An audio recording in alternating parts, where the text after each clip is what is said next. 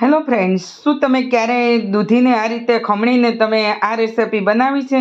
ક્યારેય જો ફ્રેન્ડ્સ તમે આ રેસિપી ક્યારેય ન બનાવી હોય ને તો આ રીતે તમે જોઈ શકો છો. એકદમ ટેસ્ટી અને જોતાની સાથે જ ખાવાનું મન થઈ જાય એવું.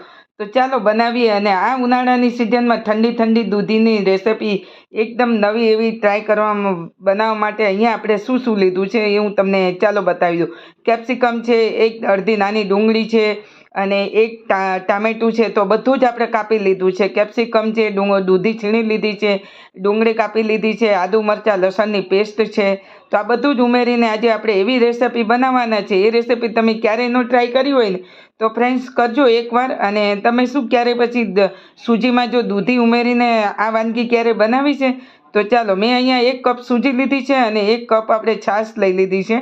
અને સાથે બીજું આપણે બાઇન્ડિંગ માટે આપણે ઉમેરીશું. અહીંયા મેં ચણાનો લોટ લીધો છે 2 ચમચી. અને જો તમારે ના ઉમેરો તો તમે સ્કીપ પણ કરી શકો છો, પણ મેં અહીંયા અત્યારે ઉમેરેલો છે. અને આ નાસ્તો જ્યારે એટલો બનશે ને સરસ ટેસ્ટી કે તમે આને વારંવાર બનાવશો. અને જો ફ્રેન્ડ્સ તમે ક્યારેય આ રેસિપીને ટ્રાય ન કરી હોય ને તો તમે એકવાર તો જરૂર કરજો. અને આ રેસિપી જો બાળકો દૂધી ન ખાતા હોય ને તો તમે આ રીતે કંઈક નવું બનાવીને આપો ને તો બાળકોને તો ખૂબ જ સરસ લાગતું હોય છે અને વારંવાર જીદ કરતા હોય છે કે આ રેસિપી બનાવવું.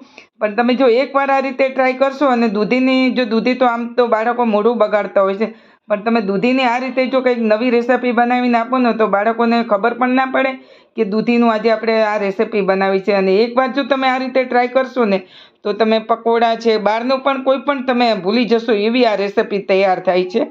તો ચાલો, આજે હવે આપણે આ મિશ્રણ સરસ બનાવી લીધું છે, એને આપણે થોડીવાર રેસ્ટ આપીએ. ત્યાં સુધી આપણે દૂધીને છીણી લઈએ. તો મેં અહીંયા દૂધી લીધી છે, અડધી નંગ છે. એટલે મેં 500 ગ્રામ દૂધી હતી ને તો મેં અહીંયા અત્યારે 300 ગ્રામ જેટલી દૂધી લીધી છે. અને દૂધીને આ રીતે આપણે ખમણી લીધી છે, જોઈ શકો છો. તો ચાલો, હવે દૂધીને આપણે રેસિપી બનાવવા માટે શું છે કે પહેલાં તો મેં અહીંયા પેન લઈ લીધું છે, 2 પાવડા જેટલું તેલ લીધું છે, એટલે બહુ નાના એવા છે. અને એની સાથે આપણે જીરું ઉમેરી દઈશું. અને વઘારમાં અહીંયા મેં થોડી રાઈ લઈ લીધી છે અને મીઠા લીમડાના પાન લીધા છે. અને હવે આ બધું તતડી જાય એટલે એમાં આપણે આદુ મરચાં લસણની પેસ્ટ લઈ લઈશું. તો મસાલા આપણે શું છે કે આને હલકા એવા આપણે સોતે કરી લઈશું. એટલે શું છે કે જ્યારે આપણે આ રેસિપી બનાવીને એટલે આપણે અંદર કાચાપણું ના લાગે અને ખાવામાં ખૂબ જ ટેસ્ટી લાગે. અને હવે આપણે દૂધી ખમણી ઉમેરી દેવાની છે. એને પણ આપણે હલકી એવી શેકી લેવાની છે, એટલે એનું કાચાપણ દૂર થઈ જાય ને ત્યાં સુધી. અને એમાં આપણે સ્વાદ અનુસાર થોડું મીઠું ઉમેરીશું અને ધાણા પાવડર લઈ લઈશું આપણે.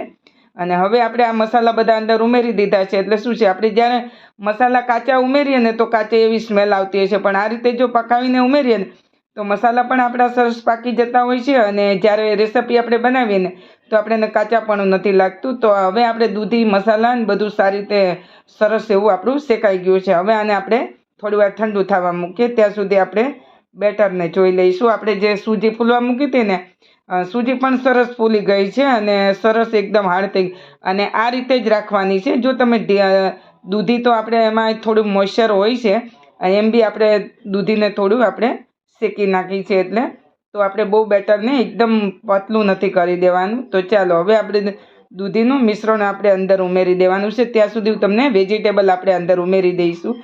તો આ બધા વેજીટેબલ ઉમેરવાથી એટલો સરસ આપણો આ નાસ્તો બને છે ને કે તમે વારંવાર બનાવશો. હવે ટામેટું, કેપ્સિકમ, ડુંગળી, હવે આપણે આ બધા જે આપણે સૂજી ફૂલવા મૂકી હતી એની અંદર આપણે ઉમેરી દેવાનું છે. અને એની અંદર મેં ચીલી ફ્લેક્સ ઉમેર્યા. મસાલા તો આમ બી આપણે ઉમેરેલા છે. જો તમે બાળકો માટે બનાવતા હોય ને તો તમારે તીખું ઓછું કરવાનું છે. અને અહીંયા આપણે હવે આ રીતે બધું ઉમેરી દીધું છે, લીલા ધાણા. અને હવે આપણે દૂધીને શેકેલી દૂધી ઉમેરી દઈશું અને એના આપણે મિશ્રણને આ રીતે આપણે મિક્સ કરી લેવાનું. થોડું પાણીની જરૂર છે, થોડું કડક એવું લાગે છે. એટલે હવે છે ને થોડું લૂઝ કરજો, બહુ આપણે એકદમ પાણી જેવું નહીં કરી દેવાનું, નહીં તો શું જ્યારે તમે નાસ્તો બનાવશો તો પાણી પાણી તમને લાગશે. અને હવે આપણે આ મિશ્રણ પણ સારી રીતે મિક્સ થઈ ગયું છે. અને તમને જો મોડું એવું લાગતું હોય તો તમે મીઠું ઉમેરી શકો છો. થોડું તમારે મિશ્રણને ચાખી લેવું. જો તમને ઓછા વધતું હોય તો તમે મીઠું ઉમેરી શકો છો. અને હવે આપણે આ મિશ્રણને હવે આપણે બનાવીશું નવો નાસ્તો. એની સાથે તમે અહીંયા આપણે કંઈ પણ તમે એના વગર આપણે બનાવી શકીશું કે આને બાફવાનું નથી કે કંઈ નહીં. એક પેન લઈ લીધું છે આપણે અને આ રીતે થોડું થોડું આપણે પોષણ લેતા જઈશું. અને હવે આપણે એનો આ રીતે જોઈ શકો છો. તો મેં થોડું થોડું લઉં છું અને એને આ રીતે આપણે એને પ્રેસ કરતા જઈશું. આ રીતે બનાવી લેવો ને બધા જ આપણે આ રીતે જેટલો આપણા પેનમાં આવશે ને એટલા આપણે નાસ્તા બનાવી લઈશું ને આ નાસ્તો જો તમે આ રીતે બનાવશો ને અને એકદમ જ સરસ બની જાય છે અને વાર પણ નથી લાગતી અને ચોંટતો પણ નથી અને નાસ્તો ખાવામાં પણ એટલો સરસ. તમે આના પકોડા કે તમે સમોસા એવો નાસ્તો ભૂલી જાઓ ને એટલો ટેસ્ટી આ બને છે. અને હવે આપણે આને આ રીતે બધા આપણે જે સાઈઝના જોઈએ ને એ સાઈઝના બધા આપણે અંદર બનાવી લઈશું અને પછી આપણે એને 1 મિનિટ માટે આને આપણે શેકાવા દઈશું. આને બહુ વાર લાગતી નથી હોતી. અને હવે આ રીતે જોઈ શકો છો તરત જ આપણો આ નાસ્તો અને એક સાઈડ આપણે ડ્રાય થાય ને એટલે આપણે એને ઉલટ પુલટ તરત કરી લઈશું અને બહુ ઓછા તેલમાં અને તેલ વગર આ નાસ્તો તૈયાર થઈ જાય છે. ફક્ત આપણે એને ઉપર આપણે ઓઇલ બ્રશ થોડું કરીને લગાવીને આ રીતે એને લગાવી દઈશું. તો આ રીતે આપણે ઓઇલ બ્રશથી આપણે એને તેલ લગાવી દઈશું. બહુ તેલ નહીં, બહુ ઓછા તેલમાં આ નાસ્તો તૈયાર થઈ જાય છે. આ નાસ્તો ફક્ત આપણે 1 મિનિટ માટે આ સાઈડ રાખેલું છે ને બીજી મિનિટ માટે આપણે એટલે 2 મિનિટની અંદર આ નાસ્તો શેકાઈને તૈયાર થઈ જાય છે. તો છે ને ફ્રેન્ડ્સ, બહુ જ ઓછા તેલમાં આ નાસ્તો અને છે ને કે તળવાની પણ ઝંઝટ વગર. અને જો તમારે કલાકો સુધી તમારે ગરમીમાં અહીંયા રસોડામાં ઊભું રહેવું અને આ રીતે તમારે નાસ્તો તમે ઓછા તેલમાં હેલ્ધી નાસ્તો તમે તૈયાર કરી શકો છો. અને હવે આપણે એક સાઈડ ઉલટ પુલટ કરી લીધી છે અને બીજી સાઈડ પણ હું અહીંયા થોડું આપણે આ રીતે તેલ લગાવી દઈશું. અને એ તેલ આપણે એટલા માટે લગાવીએ કે આપણે પેનમાં એને ચોંટી ના જાય એટલા માટે. અને હવે આપણે બીજી સાઈડ પણ આ રીતે લગાવી દીધું છે અને હવે આપણે નાસ્તો તૈયાર થઈ ગયો છે. જોઈ શકો છો કેટલો દેખાવમાં તમે એની સાથે તમે પકોડા પણ તમે ભૂલી જાઓ એવો નાસ્તો તૈયાર થાય છે. તો તૈયાર છે આપણો.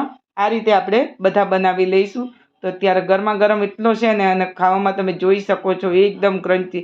તો ફ્રેન્ડ્સ, તમને આ દૂધી અને સૂજીની રેસિપી કેવી લાગી? તો ફ્રેન્ડ્સ, આશા રાખું છું કે ફ્રેન્ડ્સ વિડીયો જોતા જો તમને રેસિપી પસંદ આવી ગઈ હોય તો એક લાઈક જરૂર કરી દેજો.